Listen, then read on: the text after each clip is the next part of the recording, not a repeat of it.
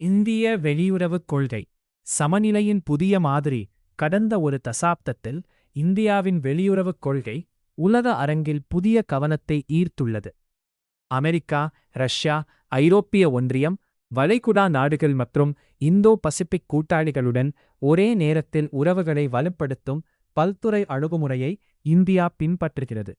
ரஷ்யாவுடன் பாதுகாப்பு மற்றும் எரிசக்தி உறவுகளை தொடர்ந்தபடியே, அமெரிக்காவுடன் தொழில்நுட்பம், முதலீடு மற்றும் பாதுகாப்பு ஒத்துழைப்பை இந்தியா விரிவுபடுத்தியுள்ளது. அதே நேரத்தில் சீனாவுடன் போட்டி மற்றும் எல்லை பாதுகாப்பு சவால்களை சமாளித்து வருகிறது. இந்தியா ஃபர்ஸ்ட் என்ற அணுகுமுறையின் கீழ் தேசிய நலன்களை முன்னிலைப்படுத்தும் நடைமுறை வெளியுறவுக் கொள்கையை இந்தியா கடைப்பிடிக்கிறது. உலக சப்ளை செயின் மாற்றங்கள், G20 தலைமையகம், பொருளாதார வளர்ச்சி மற்றும் மூலோபாய கூட்டாண்மைகள் ஆகியவை இந்தியாவை வளர்ந்து வரும் உலக சக்தியாக உருவாக்கியுள்ளன.